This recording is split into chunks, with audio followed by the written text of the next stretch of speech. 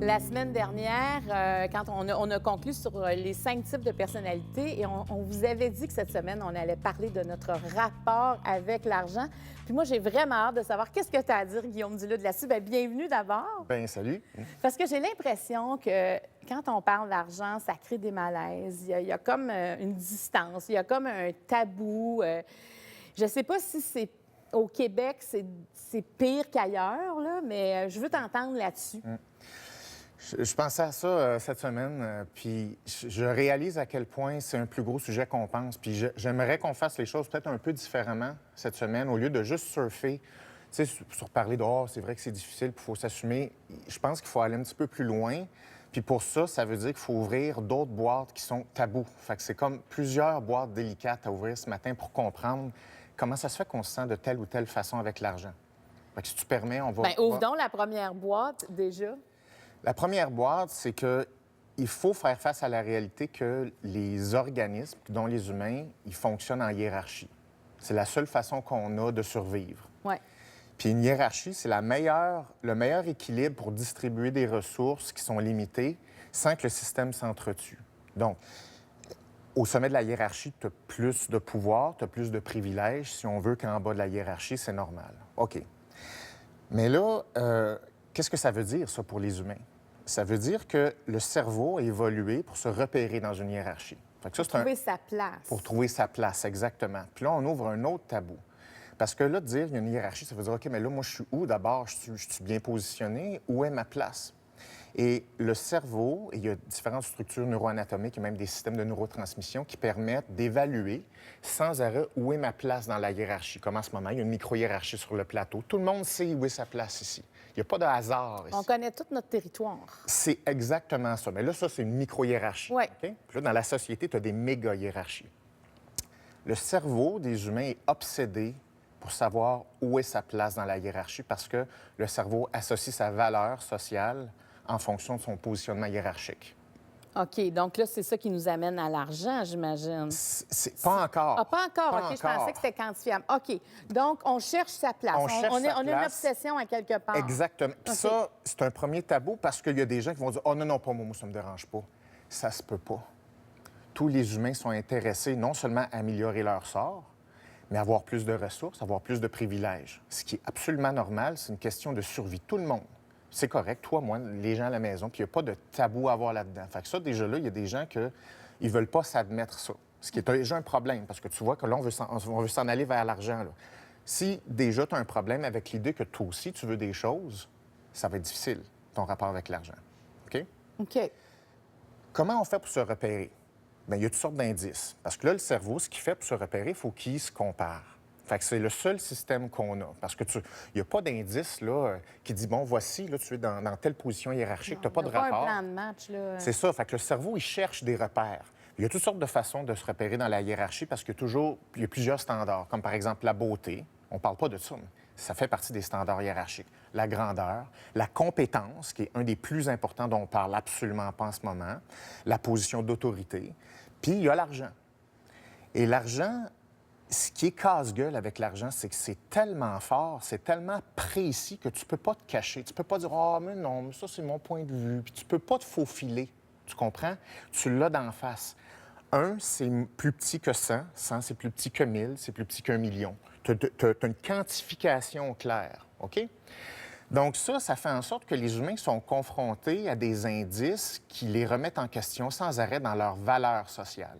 Donc si on le sait là, que les humains sont obsédés par ça, puis là, il y a toutes sortes d'indices autour d'eux, bien là, ils se disent « Coudonc, ça veut-tu dire que je ne vaux pas autant que cette personne-là? » Parce que là, tu as des comparaisons. Parce que c'est quantifiable, parce qu'on le voit, on sait ce que ça veut dire. Oui. Si c'était à nous, on saurait quoi en faire aussi. Y a-tu Oui. de ça un peu, c'est-à-dire qu'on se projette à quelque part? Bien, c'est qu'on on se compare, puis on se demande, mais cette personne-là, mettons qu'il y a plus d'argent. Pourquoi? Et là, on n'est pas capable toujours de faire le lien entre comment ça se fait que cette personne-là a un privilège, a une position hiérarchique dans un statut social qui est plus élevé. Pourquoi cette personne-là, puis pas moi?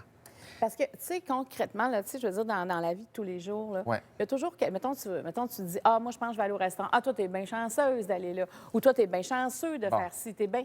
Cette phrase-là, on l'entend, ce qui fait qu'à un moment donné, on ne parle plus. Oui, c'est ça. C'est dur à entendre, ça, parce qu'on peut toujours se comparer à tout le monde. Là. Tout le monde, on pourrait dire cette phrase-là face à quelqu'un d'autre. Oui, puis exactement où je m'en allais, c'est qu'est-ce que tu fais pour pallier à l'anxiété puis les émotions négatives quand tu te compares puis tu te dis peut-être que je ne vaux pas autant que cette personne-là. Ça affecte ta valeur. Si tu te sens dévalorisé, qu'est-ce que les humains font? Il y a plusieurs stratégies, dont une des stratégies, c'est de diminuer les émotions à court terme en voulant discréditer la légitimité d'un privilège d'une personne. Comme ça, comme ce que tu viens de dire, c'est de dire, oui, mais cette personne-là, on sait bien. Quand tu dis on sait bien, c'est une stratégie de neutralisation de la légitimité d'un privilège. C'est-à-dire, on sait bien, Marie-Claude, elle a son show, mais on sait bien, là, c'est parce qu'elle est pluguée, tu sais. Qu'est-ce que ça veut dire? Ça veut dire que tu as un privilège, mais tu ne l'as pas vraiment mérité. Donc, ça veut dire que tu l'as un petit peu volé à quelqu'un. Donc, ça veut dire que j'essaie de te neutraliser en faisant en sorte que c'est pas relié à ta compétence, ce privilège-là. Et ces ressources. Et ça marche souvent. Oui. Cette façon dont tu parles de neutraliser, oui. Moi, souvent, mettons, si quelqu'un me dit quelque chose comme ça, je vais me retirer. Je vais dire, bien, regarde, pense donc ce que tu veux, mais je n'irai pas m'obstiner, ça ne me tentera pas de faire ça. Bien, c'est que c'est violent, parce que discréditer un privilège, parce que tu as deux types de privilèges. Tu as les privilèges qui sont mérités, tu as les privilèges qui sont non mérités. Ça, en ce moment, là, c'est la mode de parler des privilèges, là, mais c'est parce qu'il y en a deux types. Tu en as un qui est mérité, qui est un privilège que tu as, dont l'argent, dont un statut hiérarchique plus élevé, parce que tu as travaillé et que ça reflète des compétences et du travail. Ça, c'est mérité. Puis tu veux ça, parce qu'il a fallu que tu fasses des actions, puis ces actions-là contribuent non seulement à toi, mais aux autres de ton système hiérarchique. Fait que ça, c'est bon, on veut ça. Puis un privilège qui est non mérité, c'est que c'est pas corrélé à ta compétence. Donc, si on dit, ben moi, on sait bien, c'est Marie-Claude, qu'est-ce que ça veut dire? Ça veut dire que c'est quoi? C'est le fruit du hasard, c'est détaché de ta compétence ou de ton travail. Donc, c'est une dévalorisation qu'on te fait. Comment on devrait réagir? Puis, tu sais, ouais. Je pense qu'on peut se reconnaître. Est-ce qu'on on a peut-être toutes déjà dit ça à un moment donné? Comment on peut corriger ça? Est-ce que ça se corrige? Parce que est-ce qu'il faut prendre conscience que quand on dit ça à quelqu'un, je trouve qu'on vient de rompre la discussion parce qu'il y a un malaise qui découle de ces phrases-là. Si tu te permets de discréditer un statut hiérarchique de quelqu'un à cause de l'argent ou peu importe quelle position, tu dévalorises deux personnes. Tu dévalorises la personne à qui tu le dis, de dire ce que tu as, ça n'a pas rapport avec toi. Là. En fait, tu n'es pas supposé avoir ça. Toi, Marie-Claude, avoir ton show, c'est le fruit du hasard. Tu n'as pas d'affaires ici. C'est comme te dire ça, carrément. Okay. Ouais. Okay? Fait que ça, c'est une insulte. La deuxième insulte, c'est envers toi-même. Parce que si tu dis ça, ça veut dire que toi, tu t'attribues l'incapacité de progresser dans la vie grâce à tes propres talents et tes propres compétences. Fait que c'est de dire, moi, la compétence, moi, le travail, moi, me développer, je n'y crois pas. C'est l'abandon de l'humanité au complet. C'est l'abandon de l'apprentissage, l'abandon de l'effort. Donc, c'est très grave. Donc, quand on a un problème avec l'argent, tu as un problème avec tout ce qui a été mentionné jusqu'ici. Je me demande si au Québec, on a encore un plus grand malaise que dans d'autres cultures. Parce que d'autres cultures, parler d'argent, dire son salaire, c'est pas une grosse affaire. Tu sais, ça fait partie de ce que tu es. Mais ici, je pense pas qu'on pourrait faire ça si ouvertement sans avoir de phrases de ce type-là, de conséquences négatives. Tous les humains sont organisés en hiérarchie, puis c'est une compétition. On ne veut pas une hiérarchie dans des ressources qui sont limitées. Fait que tout le monde est un petit peu aux prises avec l'aspect compétition, l'aspect comparaison. Ça, c'est des choses humaines normales. Comme tu dis, il y a des cultures qui gèrent mieux ça que d'autres. Au Canada et au Québec, puis j'ai vraiment pris le temps de regarder ça, je pense qu'on est une des pires cultures au monde que moi j'ai vues. Parce qu'on met en place des discours et on soutient des courants qui dévalorisent des statuts hiérarchiques supérieurs, qui dévalorisent les gens qui font plus d'argent. Et on sous-tend constamment que si ces personnes-là sont en place, c'est parce qu'ils l'ont sûrement volé à quelque part. Il y a sûrement une injustice à la base. Donc, l'injustice d'une personne en place, c'est une forme de discréditer. C'est une façon de discréditer ce progrès-là. Puis on est complètement entouré de cette mentalité-là au Québec. et au Canada, beaucoup et de plus en plus. Et comment on fait pour changer ça, en fait, pour arrêter de se sentir comme en rivalité, à quelque part, Ouais. avec les autres? C'est d'abord et avant tout un travail personnel de dire, je peux être courageux, j'ai des talents, j'ai des peurs aussi. Oui. Mais tu peux prendre tes talents puis décider de réussir quelque chose. Et si tu réussis quelque chose, et si tu réussis à te développer, le principal facteur de progression dans notre belle société, quand même, c'est la compétence. Le statut hiérarchique, tu peux l'augmenter à force de compétences. Donc, si on disait, il y a les compétences, puis bon, l'argent, ça peut venir avec sa fonction, peu Exactement. importe, mais d'abord et avant tout, c'est pas ça. Non. C'est ailleurs qu'il faut qu'on regarde. Ça part d'un moment donné accepter qu'on est dans sa peau, on a une vie à vivre et on est responsable de sa propre vie. Et il faut arrêter de se comparer. Il faut commencer à prendre nos responsabilités, adresser des peurs qu'on a, avoir des objectifs. Puis on a parlé des objectifs depuis le début de l'année, puis on va regarder qu'est-ce qu'on peut faire encore plus en détail, je pense, la semaine prochaine. Ouais. Mais si on veut une meilleure relation avec l'argent, ça prend une meilleure relation avec soi en premier, sa propre prise en charge. Et moins, ce qu'on voit là, c'est plus une personne se déresponsabilise de sa propre vie, plus elle est victime de l'environnement, plus elle est victime de l'environnement, plus elle a le sentiment d'injustice et d'impuissance.